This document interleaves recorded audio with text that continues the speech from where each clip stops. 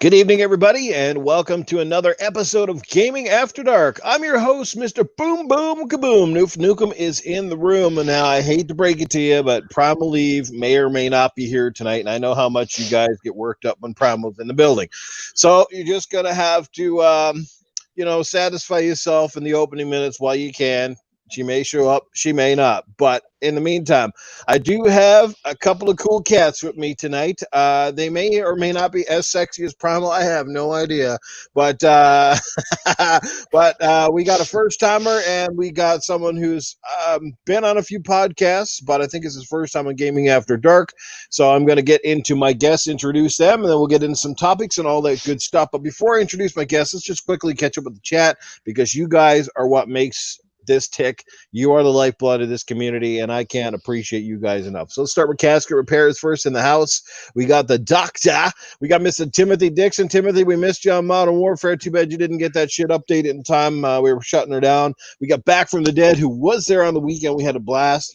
Casket repair. HR Bombers in the house, and Crispy Bomb. There we go. We need no more people because we already got the bomb squad in here, so we're ready to roll. So let's get into our guests, and I want to welcome someone I've been trying to get on the podcast for a while. These things have not been working out scheduling wise, but he is here tonight. So I want to introduce you guys to Mr. Anime Heaven. Hello, what's up? Anime, how you doing, man? What you been playing? I'm doing well. Just finally played and finished Kingdoms of Alamar. Finally beat that. Is that a PC and then game or something? that was the game that was released on the 360. It's an action RPG. Huh. It's really good. Oh, Kingdoms of Amalur. Okay, yeah, it's just the way you pronounce it sounded different. Yeah, so they're the one they're making the remake to. Yeah, remastered too. Yeah, I played that, and then I played a game called Eternity: The Last Unicorn. It's think of Dark Souls like, but not as hard. Okay. I got it on sale for like $4. It's really, really good. So if you want to not get as upset like when you play Sekiro or something, I think you would like it. Well, I think the title definitely doesn't sound like it would be as hard as Dark Souls. One thing that there is no block button. You have like a couple attacks. There's like a power move you can level up, and then there's a dodge. Dodge is very key in the game. Mm-hmm. Awesome. So you've been busy. You've been keeping up with the games. And we want to introduce our next guest of the evening. This is, I do believe, his first podcast ever. So he is getting his podcast cherry broken in tonight. We played a few games together. We've been talking on and off over Xbox. And he expressed some interest in doing this a while back to me. And I was just making it happen. So here he is tonight. I want to introduce MiddleAge Game Guy, or some of you might know him on Xbox as Mr. Deadmeat. Good evening, Noof Nukem. Good evening, Anime Heaven. Good evening, chat. I am super excited to be here. And yes, Noof is absolutely right. This is my very first podcast. And I would like to say that, as most ladies would think, if you're going to lose your virginity, you might as well do it to Noof Nukem. So let's get it going. Whoa. I don't know. You better not. You better stay away from my exes. They might beg to differ. Let's just say, when they're on the regs, I get visions of blood gold from Halo. You guys are awesome. We got Brian F, Spider-Man 356, Cyber Gunter, Draven Nero, Xbox Gamer Trev is in the house. So already we got the who's who of the podcast community coming in here and checking out this amazing podcast. So guys, MiddleAge, what kind of games, man, have you been playing over the last little bit? I got to tell you, after I finished Resident Evil 3 on Xbox, I moved over to the PS4 because they had that big spring sale. And I just basically bought everything. And so I've been playing every goddamn game that I missed over the last couple of years. And I've been banging them out one by one. And they've just been fantastic. As of last night, midnight, I finally finished Last of Us 2. And I think I lost like 4 years off my life from that game. I mean, oh my God, what a drain. I mean, I loved it. That's what I'm getting at. Yeah. I loved the game, but my God, it was so dark and so dreary and so brutally violent. And I was just like, I can't take anymore. I just couldn't take anymore. I'll stay spoiler free, but I'm just saying I love the game. I know it's a very polarizing game, but hey, man, that's what I've been doing. And I'm here, and here I am tonight. Now, we haven't really seen. Sorry, I'm just eating some popcorn. We haven't really seen a lot of games over the last while that sort of improved on a lot of the aspects of the already phenomenal first game, and then of course they make some big decisions in this game that ultimately, like I said, some gamers out there totally hated it and can't stand the game because of the decisions, and I applaud them for it because it sort of broke the mold and it makes the game more impactful because yeah, I won't say anymore because if there's people in the chat who really haven't kept up to The Last of Us 2 and don't, I don't like to spoil stuff for people. You have to play it for yourself and make your own judgment on it. But I think it is phenomenal. I'm with you on that one. Yeah. And I got to give a shout out to Anime because Anime is one of the few guys in this community that is like me. And we talked about it before we went on air that he loves his physical collection. He likes to buy his games physically. So I just applaud him for it because I know we're the old fossils, the dinosaurs, as people call us. And like I said, the less and less people that are like him and me, the faster the retail stores close. And I'm not a fan of that idea. Again, I know I'm archaic, but I just like to hang on to little bits, of the past and the way we used to do things because the medium itself, that part of the medium has changed, but the quality of the games haven't changed because of the medium, so like when you buy something on a disc, it looks the same as digital. In most cases, it probably even looks better, if it's running off the disc because you're not having to deal with any type of streaming or any type of internet technology, that sort of thing. So, Matty Burns is in the house, and we got Titan Drago bringing the common back to sense. He was here last week, and what a hell of a show we had, man! That was a fun one, let me tell you. So yeah, just big shout out to Anime for that, and to everybody that's still rocking the old school, so to speak. It's coming. We're soon going to have the switch over. You know what I've said to people? People always ask me, Sanoop, do you think you're going to get Game Pass? Do you think you're going to go? And my answer is pretty much this. At some point, I guess I won't have a choice. I either get with the times, as my good friend Lethal Papa tells me, or or get left out in the cold. And I think the one thing that probably will move me over eventually is when xCloud becomes really big. And because I do love portable gaming. So when xCloud is big and I can take my Xbox collection on the go, that will be a huge factor for me, just be so I can take some of those popular games and play them anywhere. So it's all good. You know what I'm saying? And you guys want to chime in on any of that stuff? Yes, well, it's time to join the dark side. Just come with us to the digital dark side. It's you know what I did? I did it for clutter reasons. Because I was a huge DVD, Blu-ray, and game collector. Mm-hmm. And I mean, it would take up walls of my house, and it was getting way too much. And you know what we did? We ended up transferring all our DVDs and Blu-rays to digital, and then my wife sold them all online. So it just sold boxes and boxes of movies. And then same thing with the games. Got rid of everything, put everything in digital, and now my house is really, really clean and empty. I can almost hear echoes. Yeah. So, for me, for that. Go ahead, Anime. Well, for me, one reason why I love physical game collecting too is because, like, when I go to my friends' stores and stuff, I love interacting with people and talking about games. And of course, you can't do that when they're digital. And I also find you can find better deals a lot of the times when you go to a store to get the games than you do. It's like a couple weeks ago, I bought Rage 2, the deluxe edition at Walmart for $10. Wow. Yeah. And the regular version was still $50. So I got the $70 version for $10. Yeah. And it's still what, $40 or whatever it is or more on Xbox Live. Right. So I whenever that goes away, I'll probably have a very tough time keep on gaming just because I just love physical game collecting, and I mean I own thousands of games physical, and I just, like I said in the chat, I love looking at the games and the box art and stuff like that. And I miss it.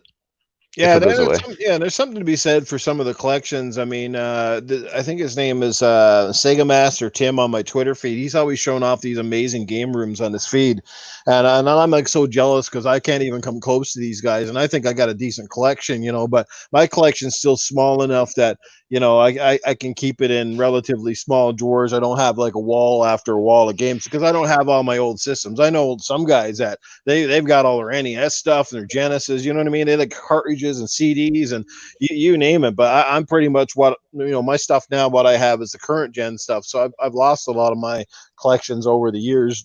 The new Nukemisms or the new phenomics.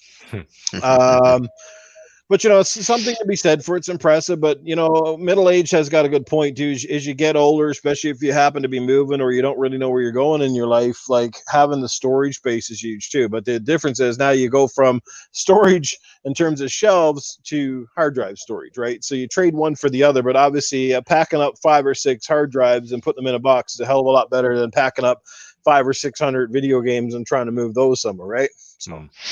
Yeah, I have 16 terabytes right now on my One X. Ah, damn. Wow.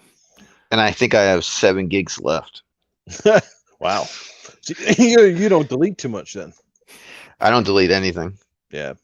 I try not to. I definitely don't delete anything that's in my rotation constantly. So I don't get rid of the latest Call of Duty. I don't get rid of any of my Gears games because I will always play those.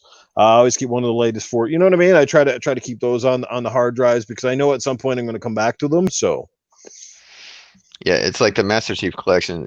Like that one. I would love to get with some people and play that like through them all. Yeah. Before Infinite launches, and co-op and just knock them out. I think would be fun. Spider-Man dropping in the chat saying Rage 2 is free on Game Pass. That's pretty awesome. If anybody hasn't played Rage 2 yet, get on it because that game is phenomenal. I love the shit out of that game. Love that game. Oh, God, it was so fun. Yeah, that was graphics really good. look good. The controls are tight. The weapons were neat. It was really smooth, too. So smooth. Smooth. It was really smooth. It was shockingly smooth. I was playing that thing. I was like, oh, man, this is way better than I anticipated because it showed, and Spider-Man is right. It did show up on Game Pass, and I'm like, ooh, let me check it out. Mm-hmm. And, man, it was fantastic. I loved it. Draven Arrow says discs and we use as coasters. He has a point there. We got Andrew Asenzo. Is that a buddy of yours, MiddleAge? Maybe. He's excited to hear the show and knowing that it's your first time jumping in. So welcome, Andrew. Appreciate you being here. Appreciate the love and support. Glad you be Slinky M is in the house as well. So let's dive into some topics, guys. Let's move this show right along. Primal Even may be here. She may not. We'll keep our eyes peeled for her. She says she kind of gets back to her house in time, but Primal needs a social life too, and sometimes Tuesday nights just don't work out well. So the topic one, obviously, if you guys are, unless you're living under a rock, we know that Ghost of Tsushima is dropping this Friday, and the review embargoes are up on the game, and I've read several reviews today. In particular, of course, I went to most everybody's hated website and IGN, and I give it a nice generous 9, or at least 9's a good freaking score. So I read through the reviews. I read the pros and the cons. I also went to Game, and that's interesting because I went over to GameSpot, and GameSpot gave the game a 7. Ooh. So that's an interesting contrast. I mean, 7 is still a good game. But that's quite polarizing compared to a 9. Yeah, absolutely. And I think the Metacritic, last I checked, at least when I left before work today, it was sitting at 84. It's still 84. Still at 84. I thought, I thought it was 83. Uh-oh. Something happened. Breaking news. Yeah. Salty's Cabins in the house. Salty, what's happening, brother? So 84 is still a damn good score. No matter how you look at it, 84 is a solid game. If your teacher gave you 84 on a freaking test, you'd be pretty damn stoked, I'm sure, right? Mm-hmm. So I just think we're in a day and age now where so many games score 88s or 90s, especially a lot of the Sony stuff that it almost feels weird when it doesn't get that 90. You know what I mean? But did you guys have a chance to check out the reviews? Are you, first of all, and I'll start with anime first. Are you excited about Ghost of Tsushima? Do you even have a PlayStation 4 first off? If so, are you excited about the game? And how did you decipher what you may have seen from the reviews? Oh, first off, I like Sucker Punch a lot. My favorite PS4 game in the entire gen is Infamous Second Son. I have a PS4 Pro. I have a PS4 Pro. Mm-hmm. I have over, I think, 500 physical games for it, and I went and bought the what was it, the $200 whatever the special edition version of the game. So I have that coming. So I'm definitely want to play it and can't wait to play it. It's definitely my most anticipated PS4 game this year. Because unlike you two, I did not like The Last of Us 2. So I can't wait to play this Ghost of Tsushima on Friday. And I personally, based on their other games, I'd be surprised if after I'm done playing it, if I didn't score it probably around 90, just because Infamous Second Son, I think I would have given it probably in the low 90s, and the First Light, the prequel to Second Son, I'd probably give that close to the same thing. So I like the combat, the way it looks. they really know how to make beautiful games on the PlayStation 4. Mm-hmm. And I just can't wait to really play it hands on and just see Sure. exactly how long it's going to take me to beat it. Right. So, like, what stood out to you from the videos that you've seen, or like, have you read any of the reviews so far, and did it kind of seem like they're jiving with where you think the game might be? I think the thing that got me the most was probably the graphics, because I've not played a Sucker Punch game that the combat didn't feel good, or Right. the way the game played. So wasn't worried about that. And the graphics just look beautiful. And I was been waiting for a game from them since Second Son and First Light that I could play again. Right.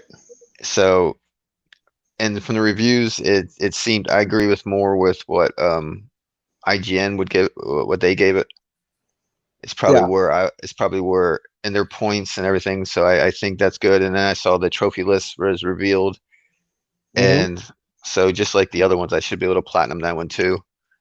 So I just can't wait to play it and give it the time and effort that they put into it, give that back to them, and really hammer down on it. Absolutely. Let's catch up with the chat, and we'll also get middle-aged game guys' thoughts on this. Juno is 23. He was on the show a couple of weeks back. We got Bob. Well, there's a name you can't forget. Maybe he's bobbing for apples. G-Man 1172. We know the G-Man, always charismatic. Brother, what's happening? Matty Burns is here, and he says, yes, share this out, guys. Yeah, I would definitely appreciate a few shares, maybe a few likes. Well, the likes are doing pretty good. A few shares, get some people in here. The house is kind of slim pickings right now. We only got 20. Hopefully they'll start trickling in, or maybe everybody's just waiting for the big boob woman herself to make an appearance, but we don't know if she's going to be here or not. So hold your breath as long as you can. Just don't pass out. Spider-Man's in here. He likes swords. Sword games are cool. Yes, Sekiro was a pretty cool game, but the From Software games, you know me, guys, I couldn't really get into it. I tried, but I'm just not a From guy, and I've realized that now. Just too frustrating for me. I applaud those who love those games, and they get off on the extra challenge. But me, I like a little challenge, but I just don't like punishing. I don't like starting shit over and over and over again and swearing at the TV for an hour. To me, that's just counterproductive as to what gaming is about. I should be coming home, having fun and relaxing, not fucking getting pissed off, like, ready to pitch a controller to it. So, MiddleAge, how about yourself, man? Do you have a PlayStation 4? If so, I most certainly do. I thought you did. Are you excited for this game? Where does it sit on your radar? What do you think of the reviews? So I checked out the reviews today, a whole bunch of them, and man, this game is going to tear me in half, because my original plan was, you know what, hell with it. I'm going to wait for the PS5, play it on the PS5, even if it's forward, even if it's compatible, like the PS4 version's compatible with the PS5. I don't want to play it until I get all those bells and whistles of next gen, right? Because I know the game is already gorgeous as it is, but can you imagine what it would look like with the new tech? So I'm like, let me wait. Then I read the reviews, and I'm like, God damn it, Sony, stop! I'm like, why are your games always do so well, right? And so I'm looking at it, and I'm like, holy shit, this is gonna be impossible. So, looks like I'm not gonna be able to hold off, man. Like I'd have literally zero self-control in my life, so there's no way I'm gonna be able to hold off. So I think by next week I'm gonna be sitting there clicking that purchase button. As for the game itself, I got to tell you, there are a lot of cool things that I saw. The Kurosawa mode, that sounds dope. Yeah. I mean, that sounds so cool. I mean, it's not something I'd probably use all the time, but I mean, it'd be a nice gimmick, like, hey guys, check this out. Now it can look like a 1950s samurai movie. That was pretty cool. I'm a little bit concerned about the combat. I heard that there's a whole bunch of different stances and things that you can do with different enemies and that kind of stuff. I just hope it's not confusing for an old ass gamer like myself, where I'm like, oh, it's the bald guys. Oh shit, I got to change my stance. Otherwise they're going to kill me. So I'm sure I'll figure it out when I play it. Another cool thing that I saw I was really happy with is the side quests are called, I think it's called Tales of Tsushima. That's or right, Tsushima. So it doesn't sound like side quest. You know what I mean? It's just with a question mark on the map. It's just, it almost feels like, to me, it almost feels like it's like a DLC built into the game.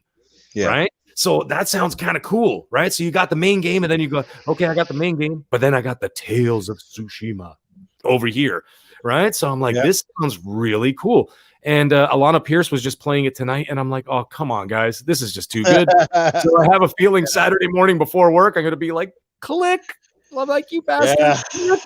Well, I had the good news, bad news today, and the good news was, I went back to work, but it's kind of bad because I was at least hoping if work was going to call me, it'd be like later on next week or something. It'd be like at least I could, relax, watch the, I was hoping, I'd get past the Xbox show at least, right, and then kind of go in fresh, and maybe get this game finished up or whatever. But I'm with you guys. I mean, there isn't a lot of samurai games, period. Right? That's the first. We don't. These are not a dime a dozen franchise. You don't see a lot of them. And the moment years ago when I saw the trailer, I knew right off the bat, I said, now here's a game that definitely piques my interest, and the first thing I see every time I see the videos of it today, and I watch little clips here and there, is the game is absolutely gorgeous. They say the photo mode alone, you could spend hours in, because the game is just breathtakingly gorgeous. I think Shuhei said the same thing. He's like, yeah, this game is just nuts. It's breathtaking.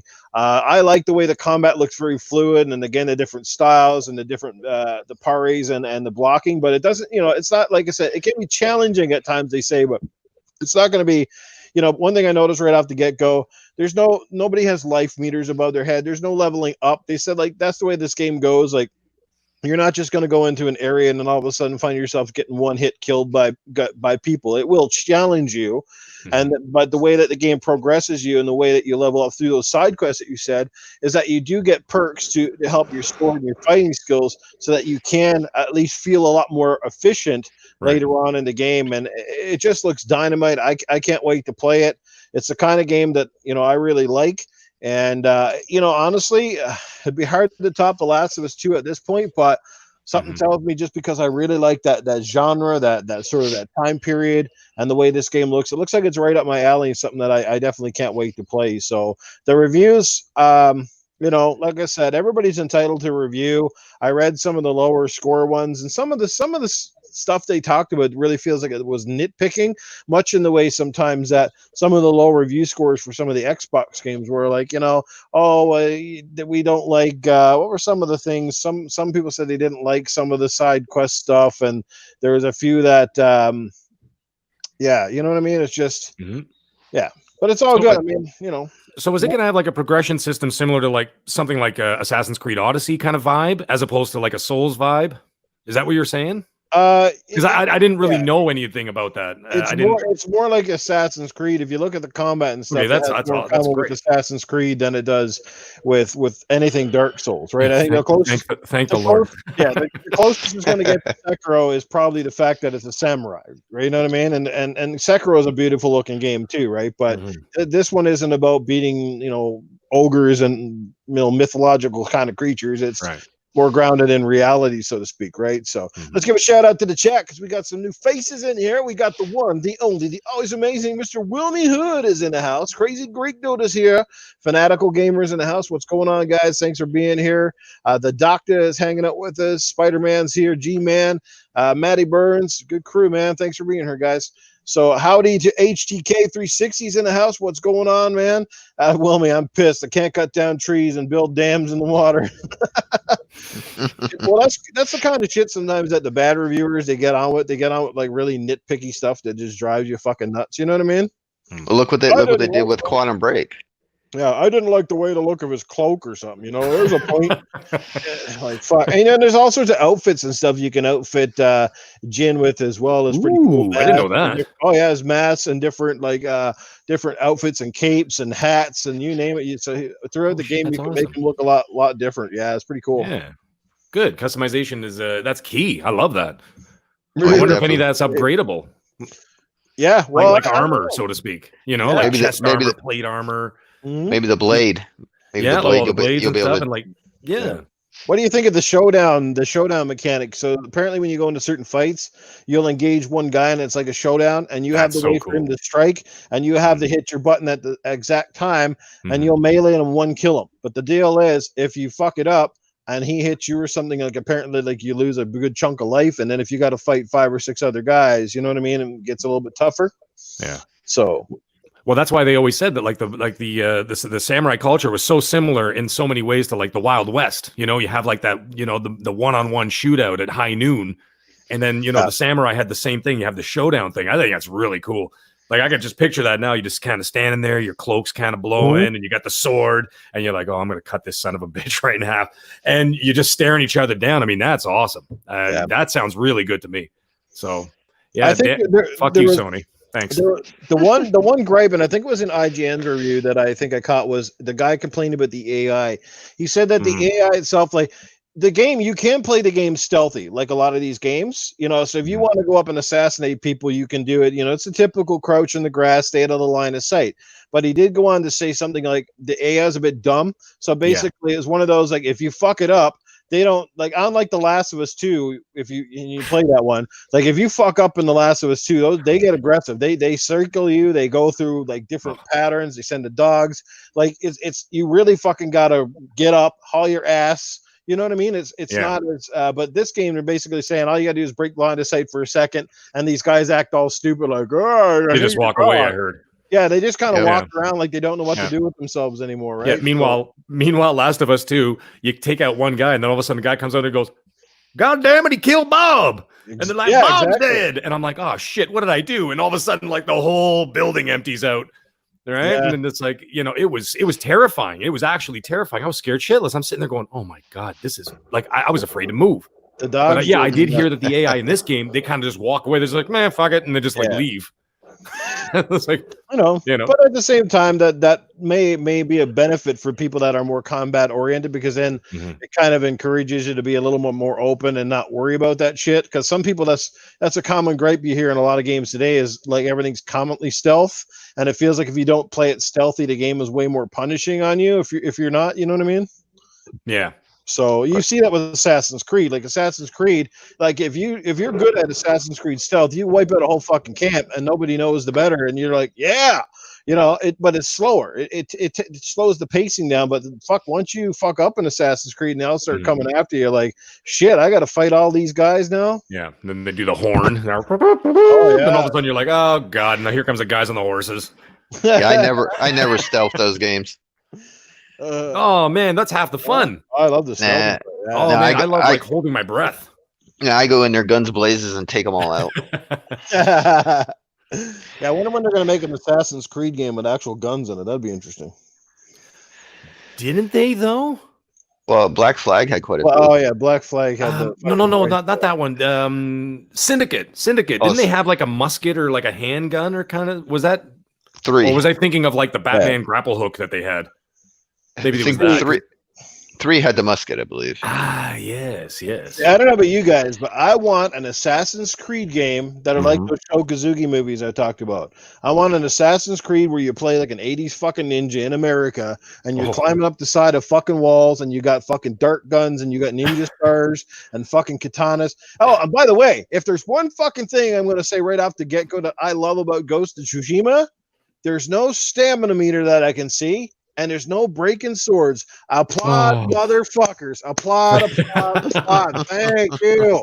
Yeah, that's huge. Thank you for not fucking following this stupid trend in every game now where you got stamina and fucking breaking weapons is the biggest one. Like, bullshit on that. Like, who the fuck makes guns that break and fucking swords that break? I mean, the worst swordsman on earth. Yeah, back in the old days, I bet you it would take you an awful lot before you cracked off a freaking sword. You know what I mean? Probably dulled as I wouldn't mind seeing a Highlander game, as well, because of all the swords. Yeah. But you would have to get Christopher Lambert to voice the character. Yes, and I think that because you could Highlander. Yeah, because that one you could do in the city like you want to. If you could do that in the city with the sword fighting and all that, fighting the rooftops, fight wherever, and I think that would be pretty cool to do. Thank you, Doctor. Tryhard fan is in the house. What's going on, Tryhard? Glad you could be here. We got Pure Flack Monkey. What's up, buddy? Yeah, I mean, that's still my biggest gripe to this day with Legend of Zelda Breath of the Wild. Is in every other Zelda game you ever played, you had the fucking Master Sword and a shield, you had a slingshot and a fucking and a bow. And in this one, you got every type of weapon under the freaking sun. And honest to God, a virgin can last longer with a hooker than fucking Zelda's shit lasts in that game. It's brutal. Kill one enemy break again. That's Kill another break. It's like, what the fuck is this shit? Mm-hmm. that's my favorite game of the generation. I put 406 hours in it. Good Lord in heaven. I'd be swearing I- at it for $300. Yeah, I got everything in it. All the extra weapons. I did all the DLC. I just absolutely love that game. Wow.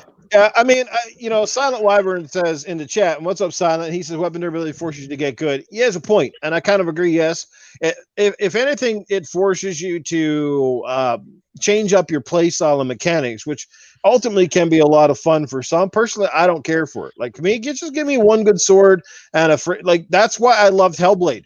That's why Hellblade is one of my favorite games this gen, because it pulls no bullshit. There's no leveling up. You don't go into a screen and level up your sword and put fucking pink ribbons on it and fucking and shit. Hellblade is you got Senua, you got her fucking sword, and you go and you slice the shit out of stuff, and it's all about the story, and it's done so freaking well.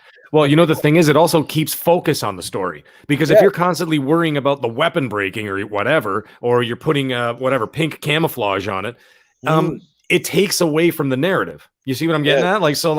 You're about to face this guy and you're like, oh, fuck, is the sword going to break in this next shot? And then I'm screwed. And you're not thinking about what's about to happen. And it pulls you out of the experience. At least to me, okay, this is just my opinion, is that it pulls you out of the experience. That's just me. You know what I'm saying? Absolutely. Totally. By the way, Titan, I see you in the chat there, brother. What'd you think about the confirmation from Epic about Hellblade 2? I think it was fucking awesome. It's just like basically them telling them, the graphics that you see here, they can look that good. Yeah. I can't wait for that game. Looks so good. I can't either. And you know what? We had this debate already. Some people are saying another double A fodder. Bullshit. This one's going to be triple A, big budget, going to be longer. It's going to be better. It's going to get the marketing budget from Microsoft, and it's going to be day and date on Game Pass. It's going to be a hit. I'm telling you. Oh yeah. Hellblade 2 market calendars, people. It's going to be a showcase title for that Xbox Series X. And it's also gonna be in the mid-90s. Whoa. Metacritic. A brave man. Yeah, well, that one I'll it'll probably get lower now just because it's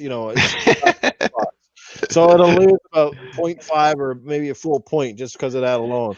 Oh, it doesn't live up to lofty expectations of its original game. It's better in every way, but you know what? Now the grass is too bright. And you wish you moved too much. Yeah. Well, we got an interesting person in the chat who definitely fits in with Gaming After Dark. Hello, Young Penis. Yep, I saw that too. I was trying to hold it in. I was just like, who the fuck is this guy? And we got Loon Smile in the chat who says it would put ribbons on me any day. Well, that's quite flattering, Loon Smile. There you go. Yeah. So any more thoughts though on Ghost of Tsushima? Obviously, you guys are picking it up. Anime. I think you said you got the collector's edition coming. Yes. Is that going to show up in time for like Friday, or you got to wait a bit longer? It's supposed to be here Thursday. Oh, right on. So a lot of times when you're trying to get a game on the release day, it always ends up being like a week later. So everything I've gotten from Amazon always arrives early. Nice. So I can't complain with that one. I should have pre-ordered that fucking thing. I don't know what I was thinking, but I'm just gonna go pick my shit up on Friday morning from Walmart. Just get a physical copy if they got. It's $50. It'll be $50 too. $50. Yeah, Walmart's been, if you ever notice, Walmart, a lot of their new games, it's like when Doom Eternal came out, that was $50. Well, at least for us. I don't know what it would be in Canada, but all their new games are $50. Okay, well that would probably be about $69.99 here then. It's usually about $20 different. Our average game price in Canada is $79.99. That's what we pay on the average for a game up here. Yeah, so that's if I was going to get a new game, I'd get it from Walmart right now because of that save what you save. Absolutely. So it's safe to say, and let's find out from the chat, guys. I'd love to know how everybody's doing. In the chat, if you have a PlayStation, are you picking up Ghost of Tsushima this Friday, or have you already got it pre-ordered or pre-downloaded? I want to know. So give us a 1 if you're excited and picking it up, and give us a 2 if you could. Give a shit. Love to see that in the chat. Let's see. Yeah, Emmanuel, I am a Canadian brother from Newfoundland and Labrador, originally living in the beautiful province of Alberta out west, which is why our podcast is a little bit later. So there you go. So we got Try Hard, give us a big old fat 1. Any other ones in the chat, people? 35 people in the house too now. You take my 1. Gamer Trev's 1. MiddleAge gives it 1. Jada the Destroyer right. 1. Timothy Dixon gives it a 2. Tim, what's up? Dreadpool says 3. I don't know what the hell that means. Jamal Sanders, he gives it a 1, and he's got it pre-downloaded. Easy money. He's going to pick it up eventually, so technically that's a 1. Juno says, new frock in the universal health care. Yeah, at times. Matt Burns, I'm going to wait on Ghost of Tsushima, so basically a 2 for the moment. Pure Flax is my current situation. Stops me from buying games until there's a sale. That sounds like a bummer, Pure Flax, but hopefully you can change your fortunes. You know what I always tell people when you're tied up for money? Just save a bunch of bottles and cans and bring them down to the recycling depot, man. Within no time at all, you got pretty much got a video game. So, all right. Let's get into Ghost of Tsushima. Let's get into the next topic. This one was quite interesting. Well, actually, just finishing off that one, I want to know from you guys. Speaking of samurai, what movie, game, or character is your favorite featuring your samurai? Because most of us, if you're obviously buying this game, you probably loved an old movie that had a samurai in it, or you have a favorite sort of character that wields a katana. So, what would that be? And I'll start with you, Anime. Mine would be. I'm trying to remember that. Was the 47? I think Ronin, is that the one with Keanu Reeves, wasn't it? Yes, 47 Ronin. Yeah. I really like that. I really like that a lot, and plus, I like almost anything with Keanu Reeves. So, but I really like that one, and I also liked the one with Tom Cruise, the Samurai.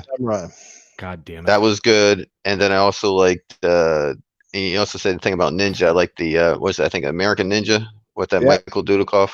Oh, you like the American Ninja ones? Yeah. remember those? Ninja 3, The Domination.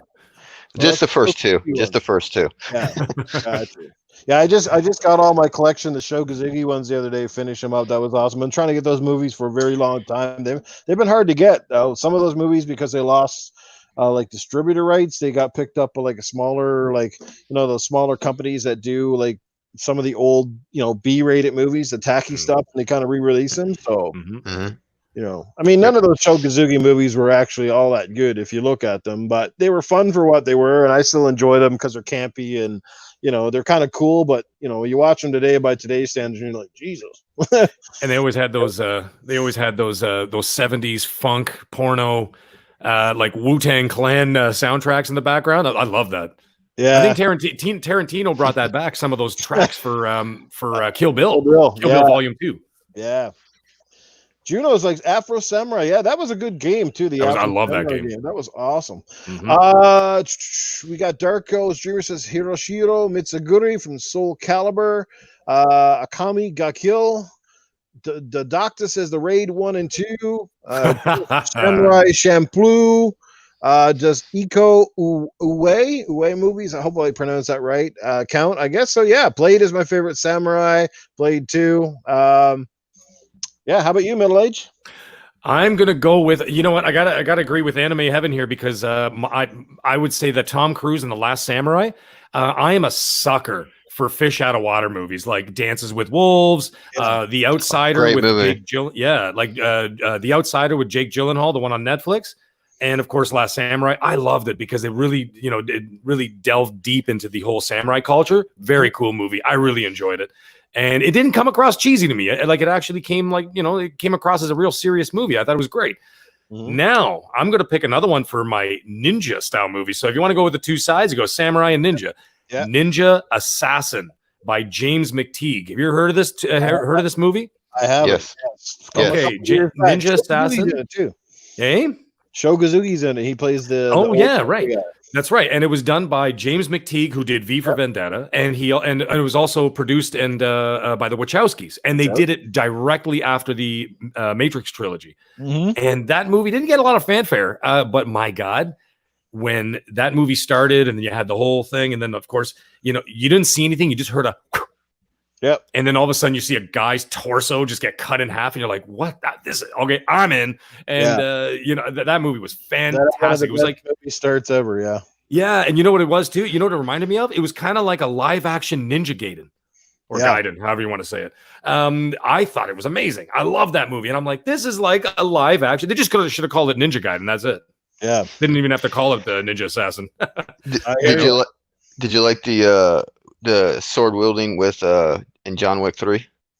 Yes, I did. Anything with Keanu Reeves is awesome. So I would love this. I would love to see, because there's rumors that the director from, I believe it was the first John Wick, he's helming the Highlander reboot. What? I didn't even know about this. Yeah, and apparently he's trying to convince the studio to get Keanu to play the lead role. Oh, that's fantastic. There can be Well, one. as for me, if you're wondering for me, obviously The Last Samurai is my favorite samurai movie. I mean, I'm a huge Tom Cruise fan, and that movie was so well done. I loved it. I could watch it over and over again.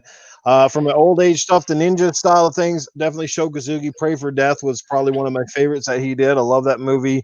And from a ninja game or a samurai style game, I don't know of a lot of samurai ones per se, but I will say from a ninja perspective, I've got a soft spot for obviously Joe Musashi and Shinobi, but I love the Ninja Gaiden series, especially when Ninja Gaiden came out on the Xbox, the original, back in the day. It was such an amazing game that still looks even good by today's standards. Just unbelievable game. So yeah, that shit was, I just love anything with ninjas and katanas, man.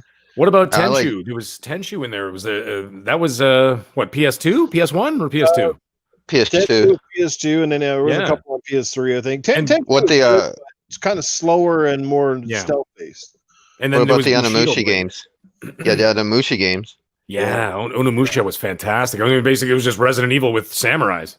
Yeah. Well, that's how it started out as. Yeah, the first game started out as Resident Evil. They need to reboot that and start it over. We got BJ. What's up, BJ? How you doing, brother? How you doing? We got Cray Simmons is in the house. What's happening, Cray? Cray was on the show a while back as well. Good guy. Tryhard fan. Jamal Sanders is Samurai Jack. So there you go. Go ahead, Anime. Finish your sentence. Yeah, I just I lost my train of thought. So yeah. Sorry about that. I just try to keep up with the chat. So that's all right. Fire tonight. Infinite's in the house. What's going on, Infinite? But let's move along anyway. We don't need to beat this to death. Let's get into another topic. And this one was quite interesting that came out today and got a lot of people by attention. Hey, did you know Nintendo's making a new NES? Well, not quite, guys. It's actually an NES made by Lego. So if you didn't see this today, it was pretty cool. It's an actual Lego set, and I think it's the actual size of the NES. Like it looks like the actual size. You can actually put a Lego-based cartridge inside the console, which is crazier still. And then it comes with a little TV set that you have a little Mario World thing going on, where you basically have this thing and you can basically make Mario jump up and down like the original Super Mario Brothers. I mean, if you're a Lego fan or even just a collector, this thing looks absolutely dope. If I'm correct, I think it goes for about $249 US and $300 in Canada. So I don't know if any of you guys on the panel here are obviously Lego collectors or even give a shit about it. I thought it was cool. Like something I don't think I will buy, but I did think it was pretty cool and I was pretty impressed. So, and I'll start with you, MiddleAge. What did you think of this Nintendo? Well, the funny thing is that actually this morning when I got up, my son came to me and he says, "Daddy, we got to build this Lego Ninjago mech." And I'm like, "Oh, okay, let's get this done." He has got an entire cabinet of all these Lego pieces, Lego collectibles, Lego statues. He's got everything. And he got it yesterday when I was at work. And then when I got home, whatever, I didn't even see it. This morning he gets up, boom, it's right there. So I'm building this thing. I'm farting around on IGN and I look and I'm like, what the fuck is this? And I see this Nintendo Lego thing and I'm like, are you kidding me? I'm like, buddy, I go, this is the next purchase. I go, we're buying this thing. And oh my God, it looks so cool. And did you actually see, Noof, did you watch the video, like the little trailer? Because the cartridge not only goes in, it snaps down. Yes, I saw that. Yes, it's amazing. And then on the side of the TV, if you crank the TV, kind of like a Jack in the Box. Yeah. So if you crank the TV, it starts, and you put like the little Mario character on top. It sets off like this little I don't know, sensor thing. It's like doot, doot, doot, doot, doot, doot. And you actually play. It scrolls across the first level of the original Super Mario Brothers game, and I'm like, this is fantastic. I mean, this has to happen now. So we're gonna make this happen. You know what I mean? Yeah. Like this is day one. Whenever the just hell thought that it was is. cool. I just thought it was really cool. Anime, how about yourself? I mean, are you a Lego guy at all? I mean, because I know lots of adults that still collect them because it's near and some of those Lego sets today. I mean, I know they're Lego, but my God, they're complex. Like it literally takes an adult and some pretty good skills to put some of these things together. So, how about yourself, man? What'd you think? I am going to pre-order it as soon as I can, and the only sad part is I'm debating if I want to buy one or two, Mm-hmm. because if I buy two, one will never be opened, Right? Oh, it'll be worth a lot of and money. I just like it just looks so cool, and like we were saying, the way, like with the TV, like the game plays, and like it's like playing a game. I was just like, okay, now they need to do a Zelda one. Mhm. Just so I can do it. But yeah, I instantly knew I was gonna buy it. So I Mhm. love buying everything Mario that I can, and so yeah, they're definitely getting my money. Nice, Stupid nice. Nintendo. Nintendo and Lego teaming up for I think that could be one of the hot items this Christmas. But honestly, I see more retro game fans buying this than like the current kids. Like I think people Oh, that grew up definitely. on the NES, they're just like that is so cool. Like MiddleAge said, man, the fact that you not only build a console, but you Mhm. get to build a cartridge and it actually slides in and pops down. Right? It was like, wow, okay, Yeah. that's freaking cool. It looks so And it wild. shows the guy blowing on the two. It shows him blowing on Yeah, the I saw that. That cartridge. was cute. That was Yeah. cute. That was a cute little tip of the Yeah. cap. Absolutely. Yeah, that's Mhm. pretty cool stuff. So, like I said, guys, we talk about games primarily on this podcast, but we talk about a lot of pop culture stuff. And I thought that was interesting and definitely something worth throwing out there today. So, obviously, like I said, it's going to be a little pricey, but it's not something you'd buy every day. And like anime is onto something. I think if you're actually able to get your hands on a second one, keep one in the box. I got a funny feeling in like 20 years or so, that fucking thing will be worth Oh a yeah. couple $1,000 easy, Oh yeah. because I don't see Collectors them. pay, man. I don't think they'd be making a lot of those. You know what I mean? So Mhm. absolutely. Let's move on to the next one, and this one could be an interesting topic depending on the way you saw it. But obviously, Ubisoft had their big show a couple of days ago here, where they showed off some of their big titles for the fall. Obviously, without any introduction, Assassin's Creed Valhalla, which we've seen several times, but we did get to see more in-depth gameplay of the actual game itself. Watch Dogs Legion. If you're a Watch Dogs fan, you might be excited for this one. And obviously, I guess the highlight overall was Far Cry 6, featuring the actor. I forget his name, but he was in Breaking Bad. And Giancarlo Esposito. here you go, Giancarlo Love him. Esposito. He was an amazing bad guy in that show, and I got a funny feeling he's going to be an amazing bad guy in this game. So, and where the fuck is Splinter Cell? So let's ask that. I'll start with anime. Brother, what did you think of? I mean, are you a Ubisoft fan? Because if you are, I mean, this show was probably amazing, and if you're not so much, it mightn't have been that good. So, how did you feel about what Ubisoft showed up a couple days ago? Well, I own every Assassin's Creed game, and I love those games. I love the older ones more than the newer ones, but I'm definitely gonna get that. Far Cry 6 looks really good. That was the highlight for me of the show, Mm-hmm. because I thought Assassin's Creed, some of the frame rate and some of the combat looked like it needs some more ironing out Mm-hmm. and a little more polish. Far Cry, I'm hoping it's better than 5, because I didn't like 5 as much as I liked 4. Right. So I'm hoping they fix some of the issues I had with that. And Watch Dogs, I'll get that when that goes on sale, like $20 or something. All That's right. what we did with the other two, just because that series has had more issues with promising and not delivering than the other ones. So I'll wait to that's been out for a while and gets fixed of whatever issues it has, and Mm-hmm. I'll go from there. I'll go from there on that one. But overall, the show was okay. Yeah. I thought I just thought it could have been better, and with everything else that's going on in that company, so it was good, but I just wish that they would have had some other games. Like, then you find out that they're what's it, that Bones game that won on the Skull and Bones. C. Yeah, that I wish they would have not had, basically, like, almost like reworked that entire game. So it'd been cool to see what that Yeah. is, and I don't like what they're turning it into. So I'll probably pass on that one whenever that does come out. But I They just got one. hopefully I They just hope got that one. next. Now, go ahead. Go ahead. You go ahead. You're talking. Take the floor. Take the floor. I just hope that basically for Far Cry and for Assassin's Creed, I'm hoping those two games really utilize the Series X, like especially like Far Cry 6 says in the box, and I'm hoping Valhalla actually they spend the time to to properly enhance that, because those two it'll be some of the first two games I play on the Series X, and I really want them to look their best and not just like a minor update on it. Gotcha. Well, there's another game that was in there too that I think they just have an open beta for right now. Does anyone recall the name? It's like a shooter. The one that kind of looked like it almost looked like Fortnite or something. The Battle Royale game? The Battle Royale game? Yeah. It had the same graphics too. My brain shut off immediately when I saw it. So yeah, zero interest myself. That's how promising it is. 3 guys in a panel, neither one of us can remember the fucking name. So that's never a good sign. MiddleAge, how about you, man? Are you Ubisoft guy? I mean, if you're a big Ubisoft guy, there might have been more to get excited about, and if you're not, it's hard to say. So what was your take? Okay, I hope you guys are ready. You better strap in. This is going to be a while because I love Ubisoft. Okay, I just want to get that out there right now. So, anyhow, I thought the show was well paced. Okay, they made up for that whole May fiasco with a nice deep look at Valhalla. That was great. They got to play others. Now I've played every single Assassin's Creed game ever, and I've loved them all. But what I really, really liked is the last two, like Origins and Odyssey, and I really like the RPG elements.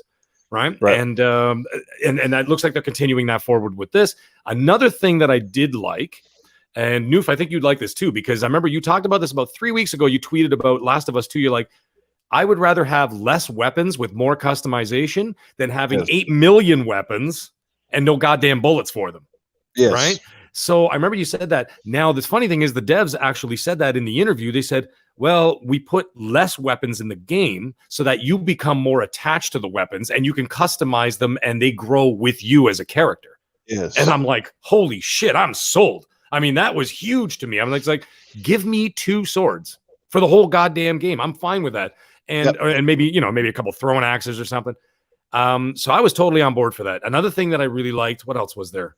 The side quests. They did away with the side quests. Yep. And they've basically in my opinion, what I think they've done there is by removing the side quests, and they added like these conquering sort of, you conquer territories and that kind of thing. It just keeps the narrative moving forward. So, just like I was saying earlier in the podcast, you're not going to a map and checking off question marks. You know what I'm saying? So you're not just saying like, okay, there's 3 more question marks in this zone. Like it doesn't feel like that. It feels like it's part of the story. It's very fluid. And I really, really like that. So the other thing, it looked, Valhalla looked a bit rough. And I was on the live stream, on the Ubisoft live stream, and I saw people in the chat, they're like, it looks like a mobile game. And I'm like, guys, relax. I'm like, they made Odyssey, which is in my opinion, one of the best looking games of last gen, or this current gen. You think they're going to sit around in a meeting and go, guys, I have a great idea. Let's make the next game on better hardware and we'll make it look shittier. Like they're not, you know what I'm saying? Like they're not going to do that. So the game's going to look great. So just, relax. Watch Dogs Legion looks fantastic. I did not play number 2. I skipped number 2. I played number 1. I enjoyed it. 2 is fantastic. 2 is better than 1. But you know what? It was one of those games that just, those games that just slip through the cracks and they just slip through your fingers because you're like, fuck, here's Call of Duty, here's Battlefield, here's this, here's that, here's this, here's that. And then all of a sudden you're like, and Watch Dogs 2. And you're just like, okay, I'll put you on the back burner. And then all of a sudden, 7 months later, you don't even remember. So you just forget it. And all of a sudden fast forward 5 years and you go, oh yeah, I never played that game, so, but this looks really good. Another cool thing, like I think it's got a lot of cool multiplayer potential, with like the different characters that you can control and all that stuff. I think that could be a really cool, a really cool option.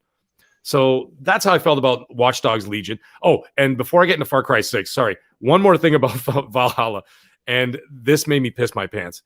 After I watched the show and they had the release date, which is November 17th, 2 days before Cyberpunk, I got to tell you, Ubisoft has got to have balls of steel because And then this is where I laughed. I get into bed, I get under the covers, I'm sitting there thinking about it, and I start fucking laughing because I pictured. I have a really insane imagination, so I pictured Yves Guillemot, the head of Ubisoft, right? I picture him sitting in a conference call like a French J. Jonah Jameson, twirling his mustache, going, yelling into the phone. He goes, "You tell Cyberpunk and Keanu Reeves to go fuck themselves. I am not moving the date." I just picture that. I don't know why. And I'm laughing like an asshole, and it just kept going on and on and on in my head. So anyways, that's balls. They knew that Cyberpunk was moved to the 19th, the same time we knew, like a month ago when they sent out that little memo, or 3 weeks ago. They easily could have said December 7th, but nope. They were just like, fuck you, November 17th. This is what you're getting. You know what I'm saying? So, I mean, that's balls. So that means they must have a lot of faith in their product. And another good thing about Ubisoft is that their games, they hold, they retain value over time. A year from now, 2 years from now, or even when Odyssey come out, Odyssey's still selling really well. And it came out 2 years ago. Yeah. Right. So they know that they have longevity in their games, and they release a lot of substantial DLC. So I'm good with that. Fast forward, Far Cry 6. Holy shit. Giancarlo Esposito. This guy. Okay, if you like, this guy is gonna bring some heavy drama. I'll tell you that right now. And that face of his, from his turns on what was it, Breaking Bad, Better Call Saul, The Mandalorian, as the Grand Moff dude there, and then all of a sudden you get him in this. This guy is sinister as fuck. I love this man. So he's gonna bring it to this character. And the other cool thing is it's on an island. But at the same time, I think there's going to be something really cool. It's got like a bit of an urban city setting, because I think, because when they pan the camera out, you're in a city, clearly. So maybe it's going to have that sort of Division 2 vibe, as opposed to, remember all the other Far Cries, they were always like in, the jungle, you're driving on a dirt road. Even Far Cry 5, there was like a barn here and there, but you're still driving around in the fields and shit, right? This, you might, be hiding behind burnt cars and, shooting around corners and alleyways and shit like that. That'd be pretty cool, man. So, that's a day one for me, 100%, because my wife and I always play Far Cry co-op. So anyways, all in all, I don't want to go off way too long, but I just want to say I'm in for all the games that they showed, except for that Fortnite ripoff, whatever the hell that was. Which, by the way, anybody in the chat, no one has ever, can someone just please Google that shit quick and just just type in Ubisoft Fortnite game. Yeah, what's the name? Yeah. I've got a complete opposite reaction to you. I mean, I used to love Ubisoft, but let me just say that Ubisoft is over the past couple of years, where a lot of people have kind of gravitated back to them. I've gotten away from them because they started messing too much with the franchises I loved the way I love them. And I'll start with Ghost Recon. To me, Ghost Recon is, it's a fraction of itself that it was started on the PC to begin with. But now, you go with Ghost Recon Advanced Warfighter, and then all of a sudden you get Ghost Recon Future Soldier, and then all of a sudden you get these new Ghost Recons, and they're starting to feel a little bit too much like GTA with military weapons, that sort of thing. I don't know. I just wasn't digging it. Definitely didn't like Breakpoint. I thought Wildlands wasn't bad. So there's no Ghost Recon to be seen at this show, obviously, because they just released Breakpoint or whatever. But outside of that, like Assassin's Creed, I loved Assassin's Creed when it first come out. I have very fond memories of the original in the first couple of games. But after that, as they started getting bigger and they branched off, I just started losing touch. And then it was just they started coming out so frequently, starting to seem like Call of Duty to me. So I just couldn't keep up with them, and I had other games to play, and that franchise slowly just started falling to the bottom of the pile. And I liked Origins. I did beat Origins. I liked the Egypt setting. I thought Bayek was really cool. Of course, he still has the little assassin thing up his arm as well, which was missing from Odyssey, which I thought was weird. But yeah, I don't know. Odyssey just didn't feel like an Assassin's Creed game to me. I mean, Origins was starting to already lose it, but this one really kind of was like, am I still playing Assassin's Creed anymore? Am I playing an open world? Rise, Son of Rome. I don't know. It just didn't jive with me. I have the game, and I'm not that far into it, and like I never get the urge to go, I got to go play this game. And then lastly, Far Cry, step in the right direction with number 5. But to me, Far Cry feels like a franchise that started out as something completely different than what it is right now. And maybe this one brings it back. But with number 5, I started to feel like they're starting to take the Far Cry franchise in the same direction Saints Row went in. Like when Saints Row came out, it was basically a knockoff of GTA. But then when Saints Row didn't sell as well as GTA, they started making it like they started putting comedy in there. They started making a bit, goofy. And I think that's where Far Cry felt a bit goofy to me in number 5. It was like sort of realistic, but a lot of weird shit. And I was like, yeah, like, you're getting all those missions with the drugs and hallucinations and all this weird shit and going the cows on. fucking. You remember that one? Oh my God. It with was. Let's Get It On playing in the background and the cows fucking. I'm like, what is going on? Yes. So for me, like I said, Ubisoft's a great dev. I still, hoping they're going to come back. And most importantly, the fact that we've seen, if you go with Black Flag, which technically was a last gen title, but it did kick off this gen as well because it came out on 360. It also came out as a version for Xbox One, PS3. I think I'm counting, if I'm correct, is 6 Assassin's Creed games. 6. And guess how many Splinter Cells? Absolutely 0. And that's very pissing me off because Splinter Cell is probably my favorite Ubisoft franchise, period. And where the fuck is Sam Fisher? They've been teasing shit, and then it gets canned, and then it goes like into hiding. I'm just so mesmerized and pissed off with Ubisoft that they just keep showing this love for and nothing wrong with Assassin's Creed, don't get me wrong, but fuck, if it stopped for 5 years, I'd be like, thank God.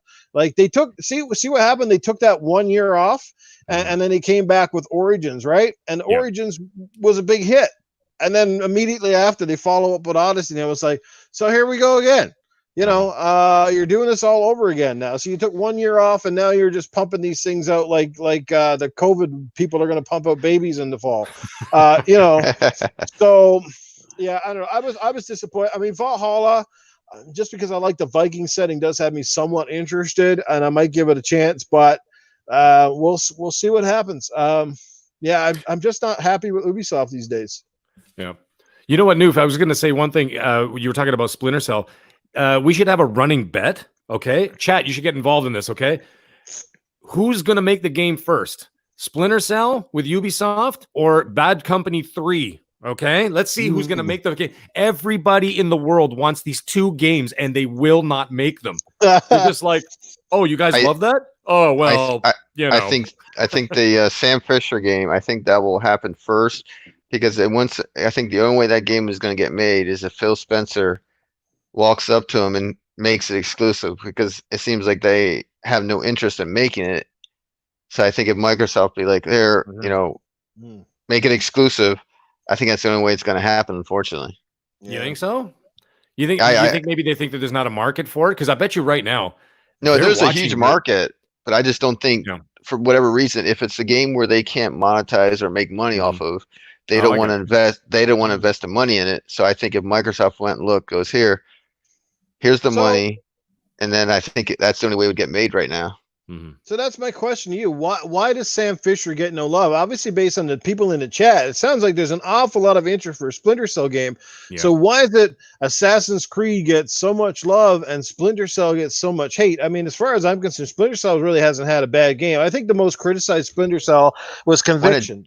What about Double Agent? I thought that one was pretty polarized too. Probably. I don't remember the review so much. I think Conviction was where they started to have some issues, and then what was the other one that was actually good? They released 2 close to each other. There was it Chaos Theory? No. There was one after that. It was Black something. No, the last one was Blacklist. That's the final game. That's right. People got up against Blacklist simply because they didn't have Michael Ironside do the voice of Sam Fisher. Yeah. So that was strike number 1. But at the end of the day, I mean, yeah, it's great when you got the original actor in the voice, but it's not the be all fucking end all. Like, it's a voice, at the end of the day. Yeah. So Blacklist, and then there was the one that kicked off, or the one toward the end of the 360 generation too. The one where was it Double Agent?